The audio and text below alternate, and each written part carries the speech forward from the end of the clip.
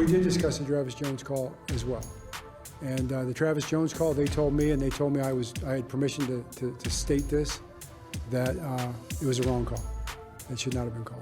They told you that? Yes.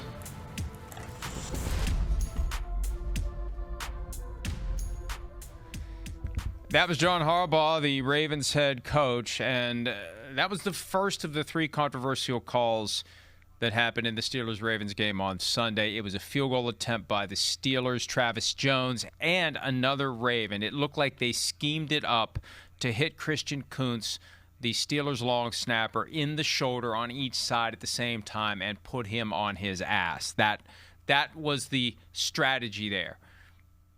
And a flag was thrown, and Alex Moore, the referee, said after the game, it was unnecessary roughness. It was forcible contact. They ran him over. And it completely got the rule wrong. As a defenseless player, you are not insulated against contact. You are not insulated against forcible contact. You are protected from three things: forcible blow to the head or neck area, a forcible blow with an opponent's helmet anywhere on your body, and an illegal launch. That's it. Everything else is fair game. He was not hit in the head or neck area. He was not hit with a helmet. He was not launched into. It was a mistake. And to their credit, kind of, the NFL admitted it. Now, I'd rather the NFL come out and say it. They have a 35.6 million follower fire hose on Twitter, post a video. I mean, how many people are really going to see when they say to John Harbaugh, yeah, you can tell the world we got it wrong at your press conference? Come on, that's a drop in the ocean in comparison to how they could get it out there. Because they need people to understand what it means to be defenseless. It doesn't become two-hand touch when a player is defenseless. And I think they have a lot of work to do to clean it up. At best, we're going to have Walt Anderson on NFL Game Day morning on Sunday, a week later, explaining this, if he even does. Oh, I can't wait.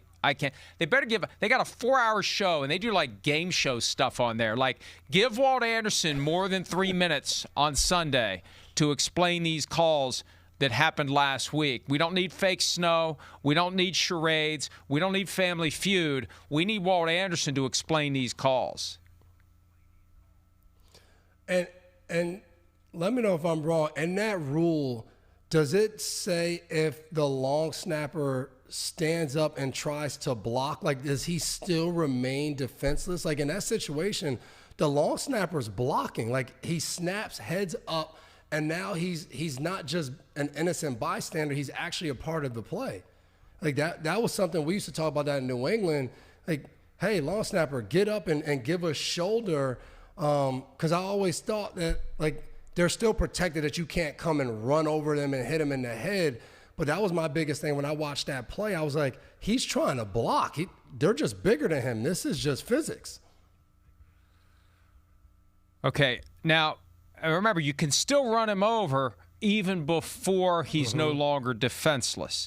That's where Alex Moore got this thing all twisted up. The idea that you can't knock the guy on his ass. You can. You just can't hit him in certain ways or in certain areas.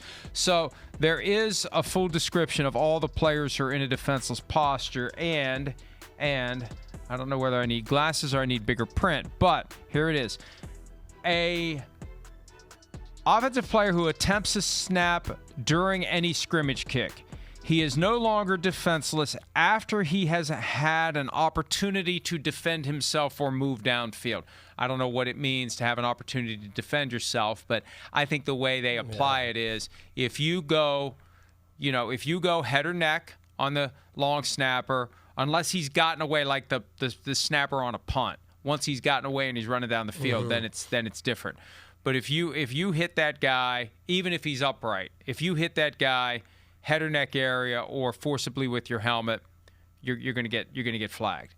The problem is this flag was thrown under circumstances where it shouldn't have been. Harbaugh was right to be upset. The league was right to admit it. But you know what? In a 5-point game, that was a 4-point play. That changes everything. And you got to go back to that point and replay the game. You can't just say, oh, we're going to take 4 points away from the Steelers, so it's a 1-point game, not a 5-point game at the end. But that could have affected the outcome. Hi, it's Mike Florio. Thanks for watching PFT on YouTube. Hit subscribe for the latest news and analysis from Pro Football Talk.